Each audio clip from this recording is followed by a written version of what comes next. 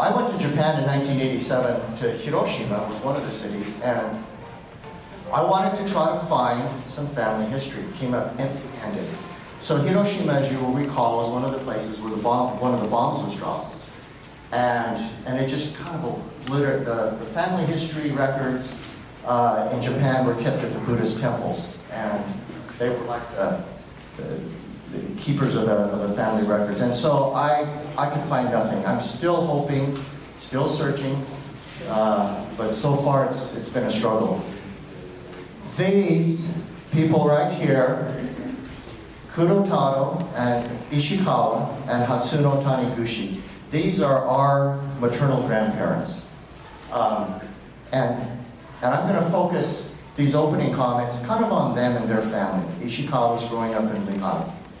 Kurotaro came, the best we can decide, well, we think about 1909. So they had one son, Zito, and 6 daughters.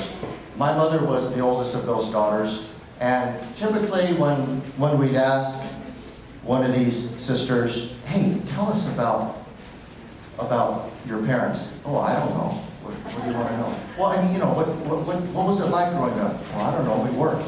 I mean, just very, at first you might think they're humble answers, but really I think they just don't know. There wasn't a lot of dialogue. So a lot of what we've gleaned from tonight is from some testimonials, some family records, some written histories. And we're just going to we don't have really a Persia script. We're just going to share the microphone and talk about that a little bit. This is my daughter, Maddie, by the way. If it weren't for Maddie, we wouldn't have these pictures. So thank you. Here they are in America. So Kurotaro came in around 1909, went back to Japan, first and only time he went back to Japan, to get a wife, and came back with Hatsuno. So in Japan, the oldest son got everything. The farm, the property, had to take care of mom. He was not the oldest son, so he came to the United States. Next one, Maddie. Okay, so that's Hatsuno. Help me out here, guys. The young man, the only son in the tie, is Zito. That's a young boy. This daughter right here is my mother, Susie. And is that Aunt Jean in the upper right? Yeah, Aunt Jean. Is this Aunt Sammy? And Sally, Mark and Brian's mother. So after this, they had 2 more children, 2 more daughters, Mary and Helen. Okay, next, Maddie. This is one of our favorite pictures. So this is Kurotaro. Of course, they farm, and that Zito is a little boy. And I kind of always wondered how they stacked that cabbage this high. I think Kurotaro was, what was it, 5'3", 5'4", something like that. So, but anyway, they farmed, they worked hard. I was talking, so there's 2 sisters still alive, Sammy and Helen. I talked to both of them recently here, and they all just had to work. It was, you know, we really have no complaints. They sacrificed, they worked. I said, what'd you have for dinner? So we'd go and pick some vegetables, whatever they were growing, and they'd chop it up and cook it and work. And once in a while, if they had company over, some guests, they'd go out and kill one of the chickens and they'd get chicken. But there was no steak or Taco Bell or, you know, it was pretty much hard work all day and living. Next, Mandy. This is my mother in it's called a kimono, Japanese garb. And you know, by the way, so we have some family here, and thank you all for coming. A lot of them came from the west side of town, and we've had I had an aunt, Janet Ikeda, who taught Japanese dance, and she was very well known. Taught not only in the valley here, but also in Los Angeles, and she's since passed away. If you've been to the Ikeda Theater, I was named after the Ikeda family. So, Maddie? Oh, this is kind of interesting. Is this Lee High School? Probably. It's one young man in a tie there. I'm not sure who made him wear that tie. I don't think it was his choice, but that's Lehigh Elementary School. Okay, Malik. Okay, who's all in here, guys?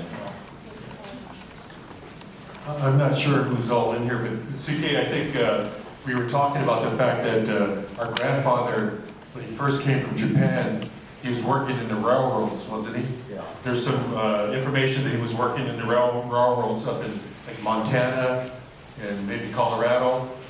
And then I saw something where he was in Winslow for a little while. And how he ended up in Mesa, Arizona, who knows? Who knows, right? But there is some information that he worked on the railroads. But I'm not sure who the other people are. Yeah, that's my grandfather up at the top there, and my grandmother right here on this side. All right. All right. I just thought they looked so distinguished. You know, I'm always impressed by that. Here's a family picture with the girls in the kimonos.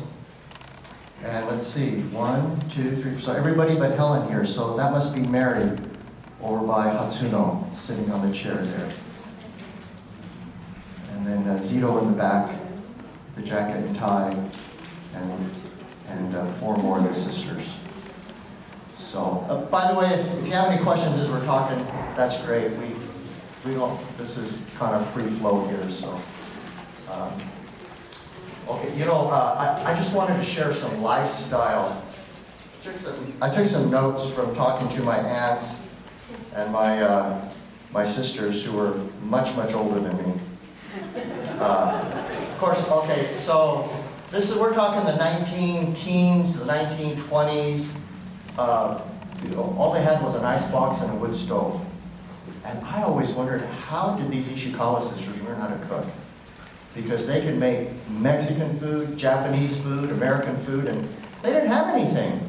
You know, it's amazing. Today we have all this stuff, and we're buying frozen pizzas at the store. You know, it's such a change. But so let's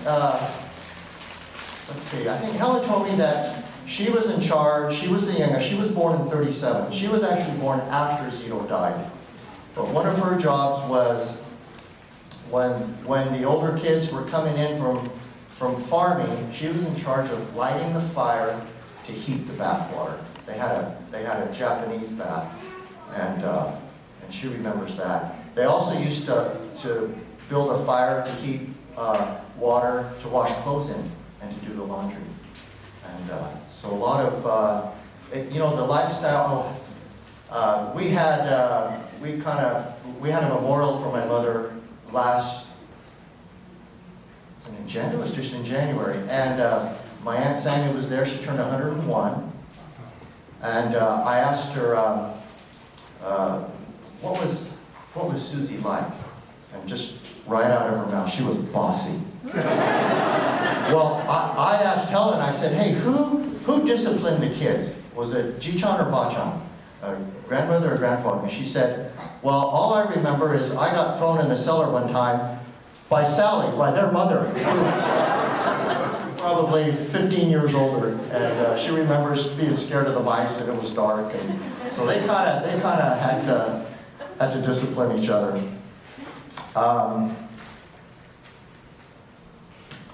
Okay, so I knew that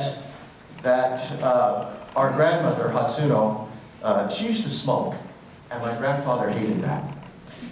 In fact, from what I've been told, that's really the only time they fought, is when he caught her smoking.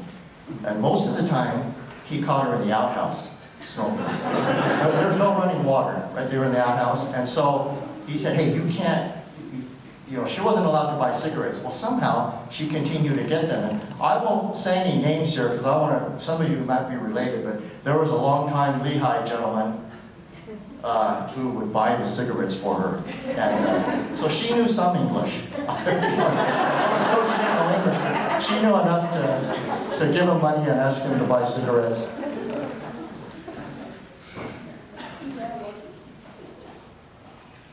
Oh, you know, one of the things they did Z-Man, will you pass that around? One of the things they did was they made something called mochi, M-O-C-H-I. And it's basically rice that you pound and heat and pound and heat. But this, what Zito is, by the way, our son Zito is named after Zito Ishikawa. So these are rice candies, like little miniature mochis. I'm going to tell you how to eat it. You take the wrapper, the first wrapper off, but the inside wrapper you can eat. It's rice paper. So enjoy that. And it's sweet, so you can get some popcorn to counter that taste later. Are you guys going to talk about Uncle John's movies a little bit? Good evening, everybody. My name is Mark Ishikawa, and I'm a grandson of Ishikawa's. My grandfather and grandmother came over, and like Brian said, my grandfather was here probably about 1909, and he went back and brought my grandmother over a few years later on. But one thing that I wanted to say was that that generation that came over from Japan, they were known as Issei's. That was the term for the ones that came from Japan. And then the firstborn children from that group were Nisei's. They're known as Nisei's.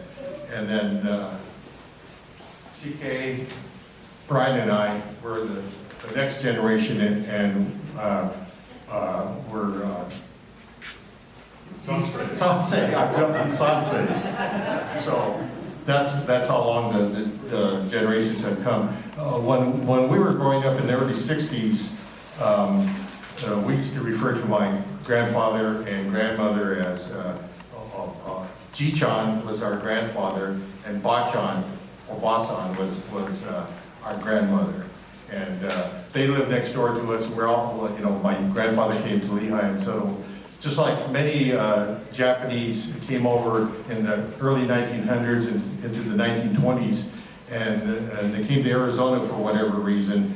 And the three basic areas that these immigrants came over and settled in Arizona in the central area, it was Mesa and Lehigh area, like our families did, and then there were some that settled in the West Valley in the Glendale area, and then there were some that settled in the South Mountain area, and most of the immigrants that came over at that time became farmers, and mostly it was the males that came over first and then went back and got their wives. But and then as you can tell over the years, if you lived in the valley for a long time, in the East Valley and Lehigh, there were a lot of citrus groves out there. You don't see them very much anymore. They're disappearing. It's really sad.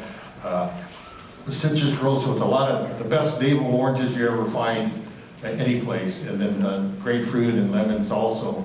And that was in the Mesa and Lehigh group. There's all kinds of vegetables too. It's like cucumbers, squash, all kinds of things. Melons, cantaloupe, corn. And then on the West Valley in the Glendale area, my wife's family grew up there, and they were known, Glendale, for whatever reason, was known as Strawberry Alley. A lot of the people liked the strawberries that were grown there in Glendale. In fact, I hear that the governor at that time in the early 1900s had a chauffeur that he would send out to Glendale every week to get the best strawberries from Glendale. And then all of you know, of course, if you've been out here in the valley for many years, you know the South Mountain area had a lot of Asian, Japanese American farmers, and they grew a lot of different vegetables, but over the years, they seem to have focused on flowers. Right there at the base of South Mountain, there's very few, I think there might be only one or two flower farms that the Japanese Americans have now, but I saw news reports on TV, that people were still going there to the South Mountain area to buy the best beautiful flowers for Mother's Day the last week and everything. So those are the three basic areas that the immigrants from Japan came over and settled in here in Arizona. You know, and they, you know, they had their difficulties over the years, and everybody in the family worked on the farm, really. You know, it was a tough life, but a fun life too. You know, everybody got to spend time together. You're working together, so you spend a lot of time together. And then as we go on later on into the late 1920s and 1930s, like everybody, all of these Japanese immigrants had difficulties because of the Great Depression. And it was a kind of a sad time. The farmers had difficulties selling a lot of their produce and making a living just like everybody else was during that period of time. And CK mentioned Zito here, and Zito was the only son of our grandparents, and so he grew up here in the Lehigh area, went to Lehigh Elementary School, and then he ended up at Mesa High in the late 20s, early 30s. How many of you went to Mesa High? Yeah, Mesa High was really a powerhouse in terms of a school, and it was a major school in back in those days in the 1930s when there were very few high schools in the valley. And it's interesting to see there was a great mix of different races there in Mesa and in the late 20s and in the 1930s. And one of the things that happened was Zito, our uncle, was a high school student there, and he was he did well academically, and he played sports over there. He was in track, and he was best known for being on the football team in the late 20s, early 30s. And then many of you probably know the story of Zito, since many of you are from the East Valley, but what happened was that in his senior year, Zito was there at Mesa High School, and then he, one night, it was a Wednesday night in September of 1932, he was in a scout troop, and he went to a scout meeting that evening in Lehigh. And then he went home and joined the family at home, and some friends were visiting there at their farmhouse. And then that night, after he got back, there was commotion outside. There were a couple of dogs viciously fighting. And so to stop the fighting outside, Zito grabbed a rifle that was in the kitchen area that he thought was unloaded. And then he went out there to use the butt of the rifle to try to break up the fight between the dogs. And unfortunately, the rifle was loaded and it went off, and it mortally wounded Zito. And he was laying there in their front yard at their farmhouse, and he's laying there and he's dying, and he knows that it's not a good situation. And my grandfather came out, and Zito told my grandfather, tell Coach Cushy and my teammates at Mesa High to carry on. And those words that he uttered that night became the motto for Mesa High School, and it still lives on here almost 90 years later. It was September of 1932, so we're talking 90 years this coming September. But in fact, Brian and I were there. We go back every year to Mesa High School, and we give a Ishikawa Award to the female athlete and the male athlete that have good academics and are very good athletes there. So we were there today, and you know, 90 years later, it's incredible how that carry on is just, it makes that school have so much spirit, and it's just such a good feeling, a positive, you know, all the young people there, I mean, they're all into that spirit of carry on, and you know, and it helps them in terms of they go and they do a lot of, you know, Mesa High is known for a lot of volunteer work and everything, and they go out and volunteer and do a lot of things, and then every year we go out with them to the Mesa Cemetery in August when it's 105 and they all clean up, you know, like 10 busfuls of people and students, you know, so it's really heartwarming. Well, that started off as a community project with the football team about 15 years ago, and it's grown to all the sports teams and even most of the clubs now that come out there and do the community work. But Zito's funeral was actually held at Mesa High, and it wasn't held until October 3rd. He died on September 22nd, 1932, but the funeral wasn't held until October 3rd, 1932 at Mesa High. They had to wait because my grandmother was actually in Japan at the time visiting some relatives and friends. And back then they didn't exactly have jet planes, so she had to take a boat back. But that's why the funeral wasn't held until October 3rd. If you look at this picture closely, you can see my grandfather there, and then my grandmother's there with the veil, and then I think some of I think I see my mother there and some of the sisters. But here's Zito's casket, and here's a interesting item. It's a football, kind of like a foam football, and it says Zito. And we actually found that a few years ago.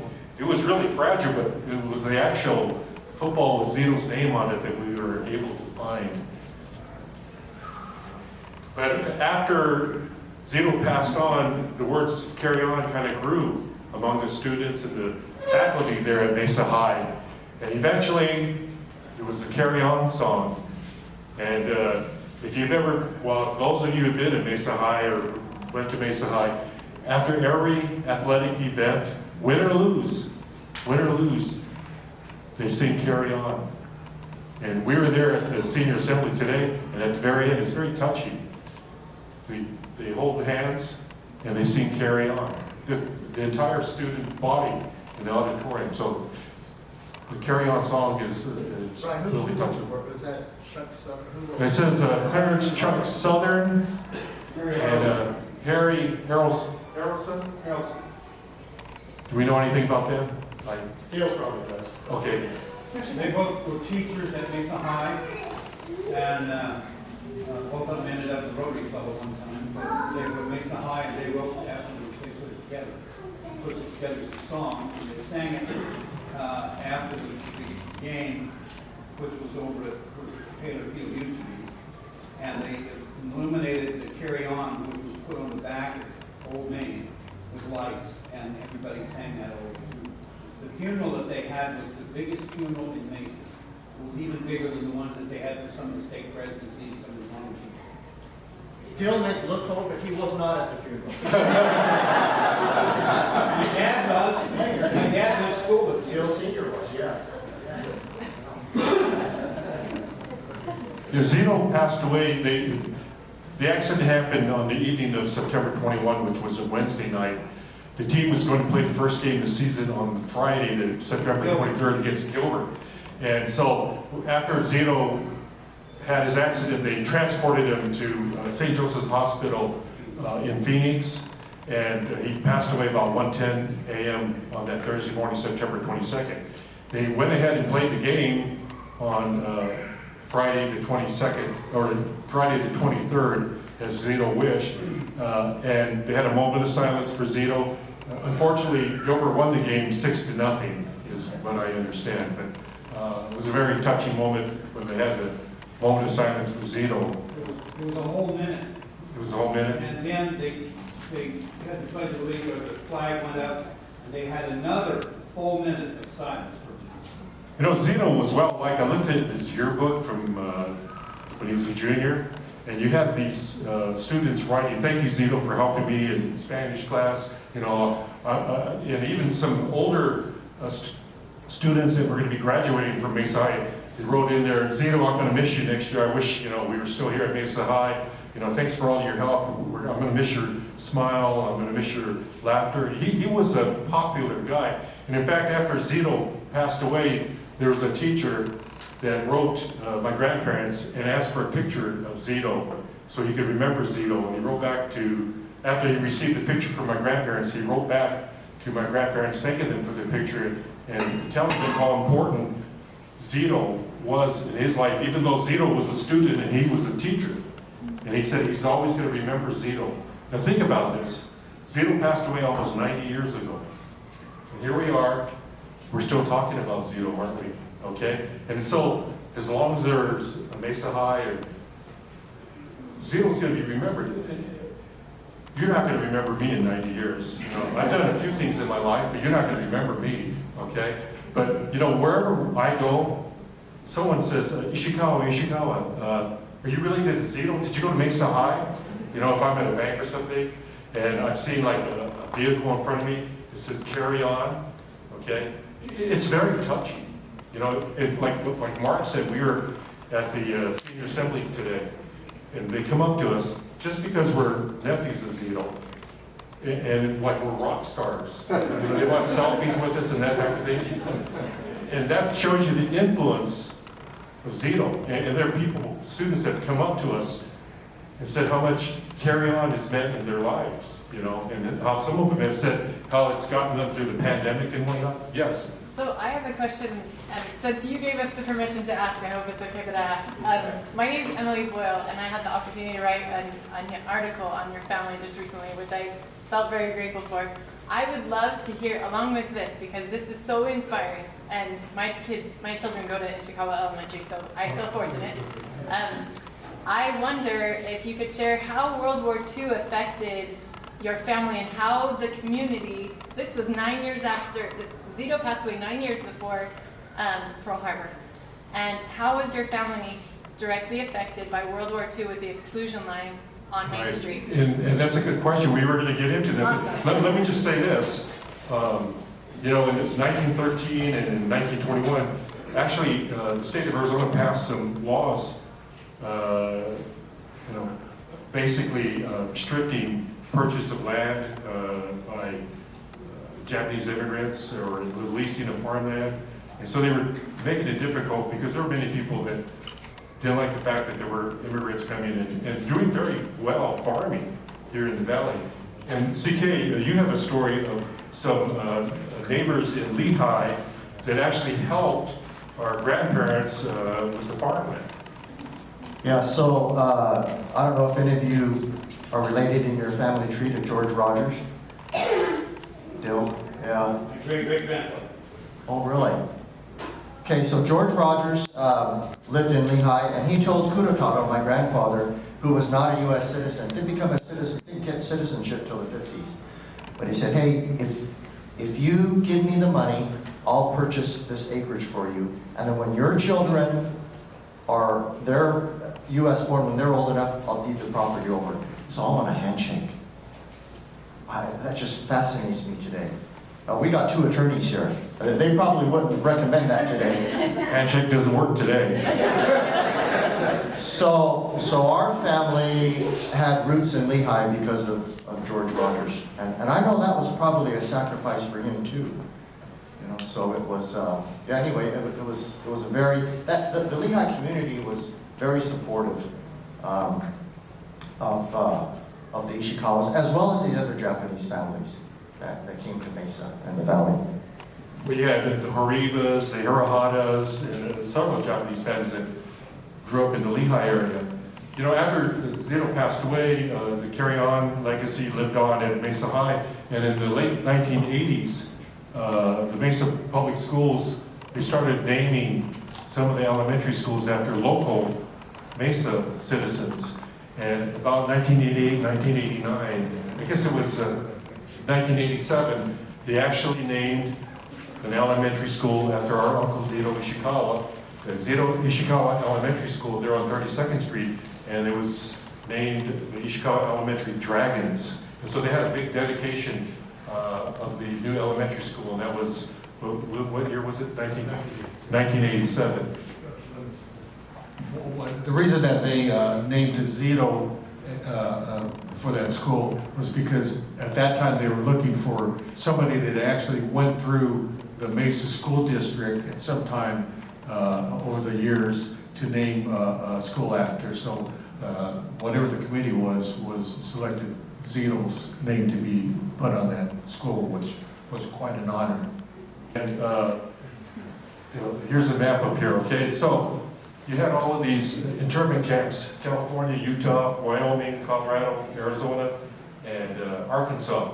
Some of, my wife is here, her folks lived in California, and so they ended up in the Gila River camp, which was next to Chandler on the Gila River Indian Reservation. And her mother ended up in the Poston internment camp, which is next to Parker, Arizona, on the Colorado River Indian Reservation. And so, believe it or not, Poston, at its peak, had almost 18,000 people living in the internment camp. And at that time, it was the third largest city in Arizona. Gila River had just over 13,000 people in the internment camp.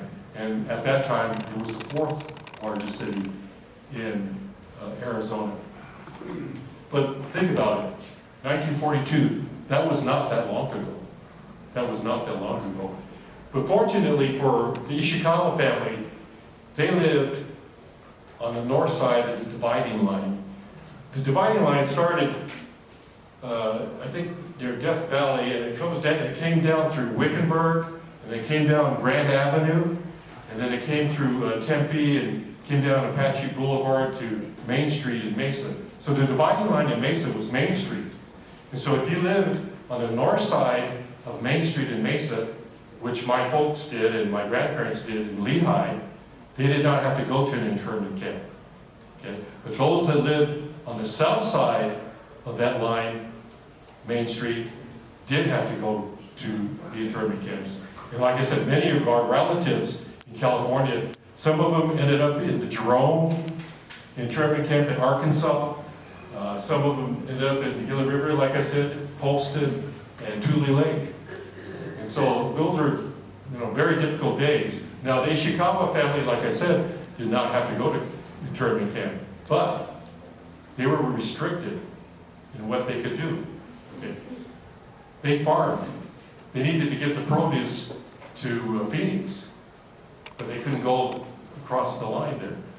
But you know what? The good folks of Lehigh, the good folks of Mesa, the good neighbors, I call them like State Farm neighbors, like a good neighbor, they were very kind to my grandparents and my family. And they helped transport the vegetables and the fruits to the markets in Phoenix.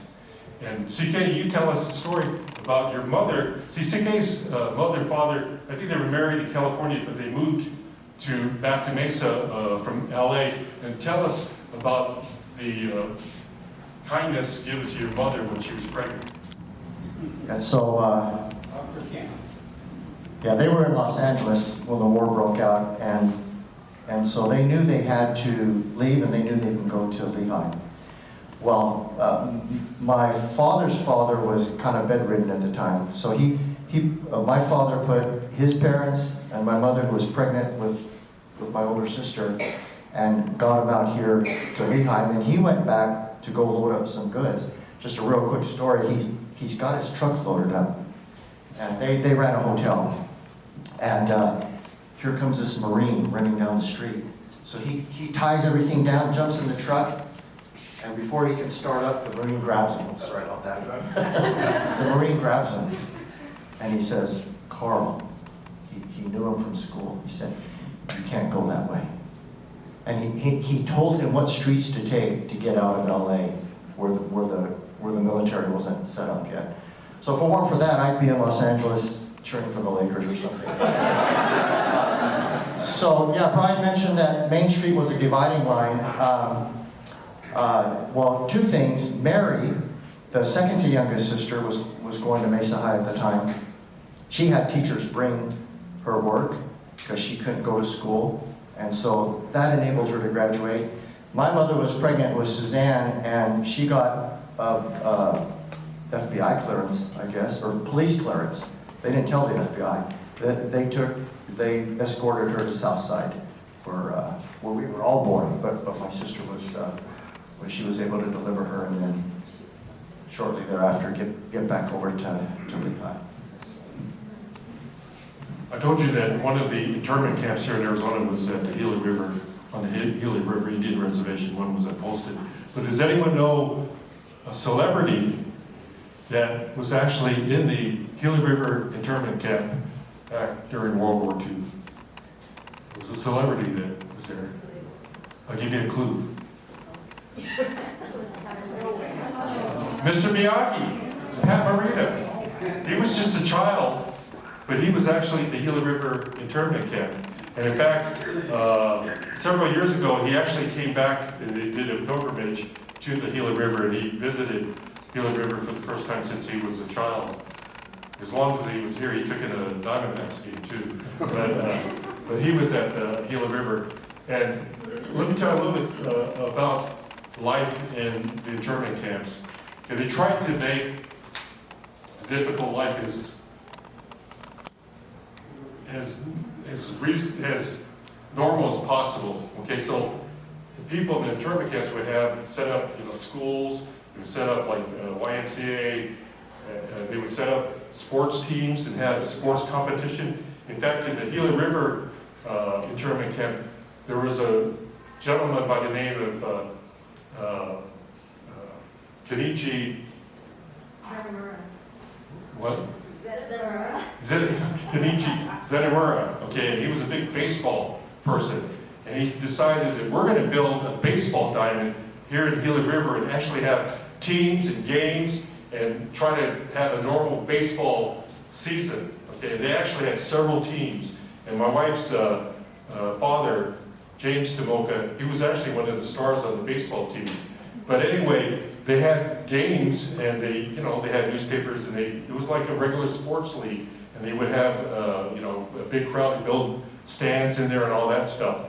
But one interesting thing I found out about is towards the end of the war, when the internment camp was about to be closed, one of the teams in the Gila River camp actually played an American Legion team from Mesa. Okay, this is in 1945, just before they closed the internment camp, and I think they were a little bit more lenient as far as who can get into the camp to play games. But actually, there was an American Legion team from Mesa that played a couple of the last 2 games of baseball in the internment camp. You know who was on that team? Mesa's Whizzer White. Mesa's Whizzer White. Okay, and the odd thing about those 2 games was, on that American Legion team, there was a young, and it's probably one of Steve Ikeda still here. It's one of the Ikeda boys. He was a 15-year-old pitcher, but he was on that American Legion team. They played the games on a Sunday, and because they were on a farm and Sunday was a big packing day, he couldn't be at the game. But think about it: if he was able to make the game, he would have been someone that was living on the north side of the line. He would have been a free person playing on the American Legion team, a Mesa American Legion team, playing against people that he knew behind barbed wire, basically. So I thought that was kind of interesting. Yeah, we need to move on. Okay, anyway, here's my grandparents out in the field with my Aunt Helen. Is that Aunt Helen? Oh no, my Aunt Jean. And is that Aunt Jean? Yeah. Aunt Jean, and I think that's Peggy. That's my cousin Peggy. Has a little girl. See, even as a young girl, she was working out in the fields. But anyway, so they were hard workers.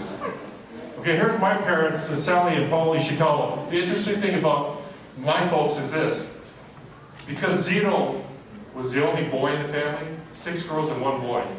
And actually, Zeno's first name was Gino, J-I-R-O, which means first son. But everyone pronounces Zeno, so it turned into Zeno. But anyway, because he passed away, and there were only 3 girls in the family, my grandfather decided, hey, I need some help on the farm. Girls work, but I need some men too, And so, short story, my father somehow got word of, he was living in Northern California, he got word that he needed help here in Mesa, Arizona. So he came down to Mesa, Arizona to help, and he courted my mom, Sally, and they eventually got married. And he did something that I think is a Japanese custom, because there were not going to be any more men in the Ishikawa family. His name was Hirohata, okay? And there were plenty of Hirohatas around. So he changed his name from Hirohata to Ishikawa, so that the Ishikawa name would carry on, basically, okay? Now, the good news is there are plenty of Ishikawas now. The bad news is I think we're going to run out of Hirohatas soon. Is that correct? Yeah, the Hirohatas are getting in here soon. Look, you know, even though they were restricted in areas and, you know, sometimes there was prejudice, okay? But for the most part, the good people of Mesa treated the Japanese American families well. And these people were not shy. They actually got involved in the community. Here's a newspaper article from 1957 where there's a committee members for the Spring Frolic at the Mesa Golf and Country Club had an event. And here's CK's mother and father, Susie Sato and Carl Sato there. So they got involved in community activities. Here's a headline from June 26, 1952. Look at the headline, Mesa JCs given coveted national trophy. And you have this picture here. Here's CK's father, Carl Sato. He was president of the Arizona Junior Chamber of Commerce. Here's my father. He was part of the Junior Chamber of Commerce. And there's Steve Ikeda's father, Tommy Ikeda, up there at the top. And so they were involved in the community, okay? They weren't shy. They actually helped the city of Mesa. They got involved in things. Like they got to go to some big convention in Dallas, Texas. I'm not sure what happened at that convention. We won't go into that because whatever happened in Dallas probably stayed in Dallas. We got involved. Here's my Uncle John, John Hirohata. He grew up in Northern California too, but when he learned about the tragedy of Zito, he was doing some reporting for a newspaper up there, and so he called up the Ishikawa family and tried to get some information so he could write an article. And he started talking to my Aunt Jean, okay, Zito's sister Jean, and they started talking, and then somehow he ended up over here, and they got married. And Peggy is their daughter there, and he's got grandkids over here too. But anyway, my Uncle John, I call him a Renaissance man, okay? How many of you have lived in Mesa long enough to remember Johnny's Photo Studio? Do any of you remember Johnny's Photos? Only from reading about it. Okay. But he was a contract photographer. Right. And took thousands of Right. pictures, and I've seen a lot of them. You've seen a lot. He took a lot of pictures for Mesa Tribune. He was at all the Mesa events. Who knows who Ricky Nelson is? Well, you know Ricky Nelson drove in. My Uncle John Ricky Nelson came out here in 1958 and performed at the Maricopa County Fair. And my Uncle John took some pictures with that. He took pictures for the Cubs during spring training in the late 50s and early 60s. Well, anyway, he was also an actor, okay? And in 1958, he was the lead role in the Phoenix Little Theater's version of The Tea House of the August Moon, okay? There he is performing, and he did so well that he actually won the Curtain Call Award as Best Actor. So, and I'll tell you this, he was in other movies. He was actually in some other movies. He was in a movie called Death Valley. You know that little kid on Christmas Story? The one with the glasses, the blonde kid? You know who I'm talking about? That little kid was in that movie, Death Valley. But my uncle was in that movie. He was in a movie called Iron Angel. Go to YouTube, and the whole movie's on Iron Angel. And it's about the Korean War. And the lead actor in that movie was Jim Davis from Dallas. Okay, it was filmed, I think, in the early 60s. And it was filmed here in Phoenix, okay? And so my Uncle John, he played a Korean general, or, you know, and he must have died in the film about 3 or 4 times because they didn't have enough Asian actors, North Koreans. But so I had, I think, some relatives and my uncle. They all had to die about 3 or 4 times. They were in the movie, and so he was in some television shows. He was like a Renaissance guy. And here, okay, now Steve Ikeda was here earlier, but this is Steve's father, Tommy Ikeda, and this is my Uncle John Hirohata. Tommy Ikeda was instrumental. He's a great civic leader also. He was involved in the whole cause, okay? But the Japanese, all teams. Tommy Ikeda and my Uncle John Hirohata, they were instrumental in helping get the Japanese teams here for spring training. And so, you know, they were really involved in that. I think they made a trip or two to Japan to try to get them over here to spring training. And you know, you all know And since he saw that she was, you know, she was a historian. And if you look at a lot of the local books that have been written lately, you know, personalities here, if you look at the acknowledgments and the thank yous, usually she's mentioned. If they're thanking her for her help in getting the information. Okay, I think we're ready to close up. So, did you want to add anything else, Mark? You know, well, we'll open to questions. I just want to add this one comment. You know, we are Sansei, as Mark mentioned. We're third generation. We really don't understand the sacrifice that was made by these Issei and Issei. And I personally am so grateful for these young men and young women that left their homeland and left their families, and many of them never went back. I mean, think about that. They couldn't call them on a cell phone. They were gone, and they sacrificed. And so I think about immigrants today. My goodness sakes, we're a melting pot for a reason. And the values we have in this country, we got to hold strong to them. Hard work, good ethics, and I'm just really grateful for the sacrifices made by generations prior. So any questions? Yes?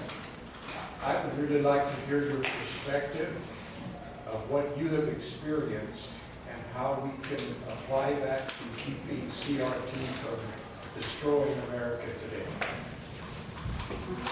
Wow. Well, our time is up, so thank you. Let's talk afterwards on that one. Yeah. Please do. Next. Yes, please. I'm curious, is that Susan Sasso who graduated in 1963? That's my sister, actually that's my younger sister Barbara. Suzanne graduated from Mesa High in 60. She was the one that was born that Mom had to, yeah. Well, I had a brother who graduated in 60 and a sister in 60. Okay, yeah, those would be my sisters. Yes, Your aunt said kimonos on. yes. Do you still have the kimonos? That's a good question. My sisters may. I never wore one. Yeah. Very good condition, they might be. Not about kimonos, but I'm going to tell you an interesting story. My mom passed away in 2015. We were cleaning out her stuff. And she never talked about this, but back in her walk-in closet, in the very corner, tucked behind everything, was a gun. I did some research on that rifle. It was manufactured between 1908 and 1927. Now, my mom never shot a gun in her life. She had no reason to have a gun. But I'm 99% certain that was the gun that Zito, that accident occurred. So we have that gun, but not too much about kimonos, but there are old family artifacts. Yes, thank you. Yes, Leon. Dave, what role did your dad have, a national role in the Buddhist Churches of America? Yeah, 65 and 66, my father was president of the BCA, Buddhist Churches of America. They served one-year terms. So they were always, like Brian mentioned, they were involved not only religious but civic affairs and community efforts. My goodness, I take my hat off to them for jumping in there and getting involved, and especially during difficult times. So, yes? Is this written down somewhere? What we've talked about? It's fascinating. There are tidbits here and there collected, first-hand accounts from others. Yeah, but So we need to take this video and word for word write it down so you know, record. Right? unless we told any lies, I don't know. You might want to vet some of the claims here. You need to add all the other stories to it. Oh, you can talk to Dill here. Dill spends hours. There's a lot of other stories that should be added. Yes, including Dill's father pedaling my mother home from school on a bike all the way down to Lehigh. Although she claims she had to pedal half the way. He would pedal until he got tired, then they would stop, and he would get on the... He'd get on the handlebars. And she Yeah. would pedal, went straight down the hill and go the other. And she tells me he took the downhill part. So, yes. Time is short. I'm Morris Phelps. Our family has a great admiration and love for Johnny Hoover Hut, my father in the Mesa. Yes. You know, speaking of Johnny Hirahata, and I said he's a Renaissance man. He's an actor. He worked in audio visual for Mesa Public Schools for a number of years. He had his own photo shop. He took pictures for the Cubs and did some freelance work for the Mesa Tribune and whatnot. But one thing that older people that I've run into have a fond memory of is in the old days, right next to the reservation there in Lehigh, my Uncle John Hirohata actually had a theater, an outdoor theater. It was called the Starlight Theater. And people would come from all parts of Lehigh and Mesa. And sometimes, they'd come on horseback, because they're right next to the reservation or whatnot. Probably 40s or early 50s. But he would show movies. And people have fond memories, outdoor theater. In fact, Art Freeman, how many of you know Art Freeman? He told me the story of when he was a little kid, he went to the Starlight Theater and they showed some kind of monster movie. And he was scared going home riding his bike home. He had a memory of being scared at watching some monster movie at Uncle John's Starlight Theater. Johnny had a gift shop too in town. He did. It was right off Main Street, wasn't it? You remember that. Real quick, Emily mentioned had a question during the war. I just wanted to mention, everything I've heard and the accounts I've read, the toughest challenge of these internment camps came from within the camp when the United States government wanted to create a Japanese division, the 442nd.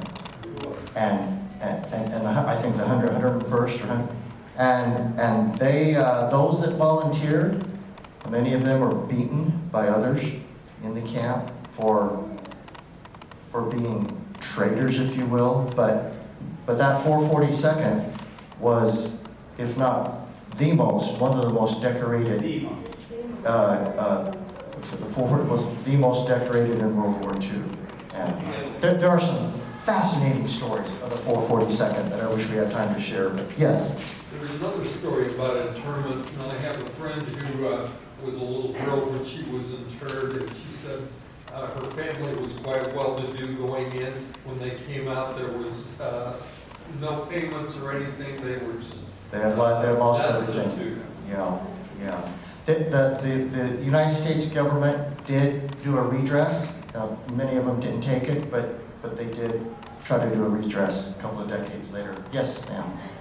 Can you tell me about a customer tradition that's been handed down your family from the beginning? Do you guys still? Well, I wish one of them was language. By the time you get to our generation, the only words we heard growing up were bad words when they were mad at us. But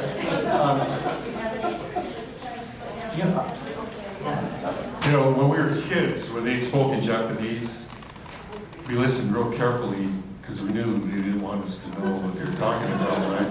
And I'm sorry to say that we didn't learn Japanese. I wish they would have taught, but they were afraid that we were going to have problems in school.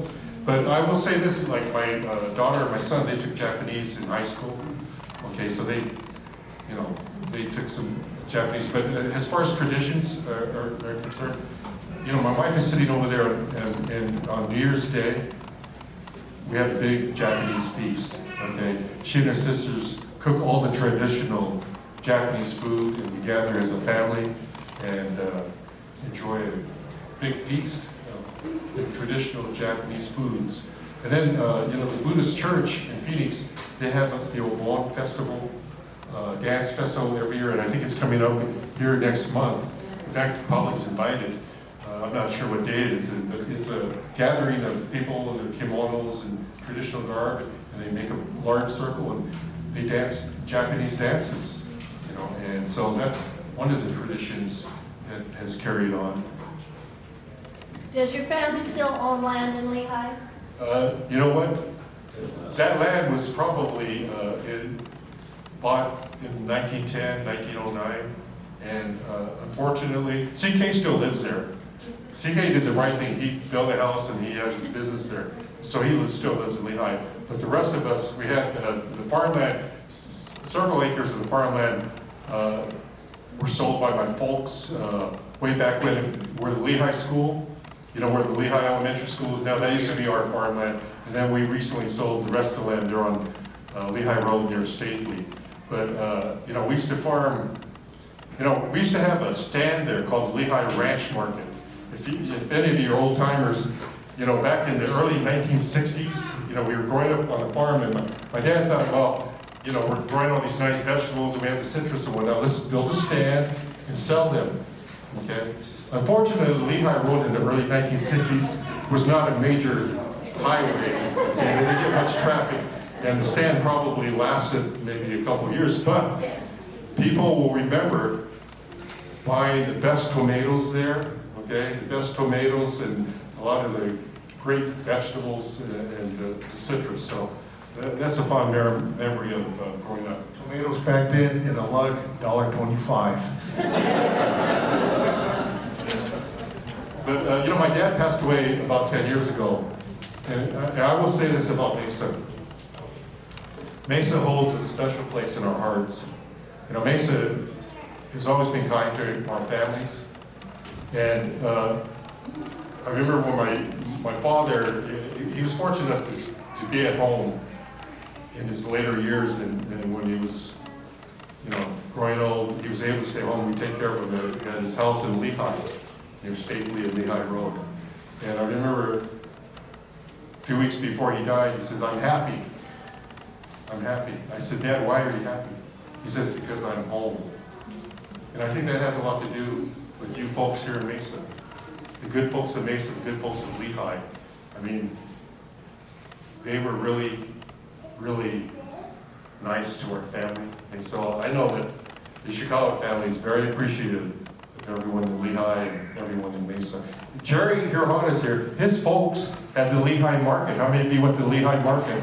Right there on Horn. They had the Lehigh Market where you had in the back, they had the meat counter and his dad would cut the meat, right? You had a big jar of pickles, 12 cents for a dill pickle, right? You could buy all the candy and the soda pop. And then, how many of you remember on Country Club and McKellips, the North Mesa Market? That was run by the Matsumotos, okay? They had that. It's a Jack in the Box now, but they had a North Mesa Market there right next to the Pixie Sticks. Remember the Pixie Sticks? And then the Blakely Station right across the street. Those are the good old days, right? Those are the good old days. This has just been wonderful. Before we turn this back to Sister Westover, I just want to thank these wonderful men and all of you for coming and sharing this time with us and listening to these stories. And you touch my heart. So, Brian, Lynette tried to put a frozen pizza in there for you. Guess she couldn't do it. Mark, thank you so much. Let's give them a big round of applause. I want to give a plug to the Mesa Historical Museum. How many have been to Mesa Historical Museum? It's the old Lehigh School where he went to Lehigh School, but it's a nice museum. Right now, they still have a diversity exhibit where they showcase like Japanese Americans, Police Chief Mendoza and his family, and some of the other families there. And so there's an exhibit there that I think it's going to be there for a little bit longer. And then they have a nice spring training exhibit. But they have a carry-on down on the hallway, and then they show, this is how great Mesa is. It's a great city for diversity. And you'll see some pictures in that museum where in the 1960s at Mesa High, they had an interracial, basically, king and queen football. Warren Livingston, or his brother, one of the Livingston brothers was king, the homecoming king. And I don't know I can't remember who the woman was, but that's unusual. In the 1960s, that shows you what kind of place Mesa is. We're very lucky. Mesa is just a great, great city. So we should all be proud of Mesa.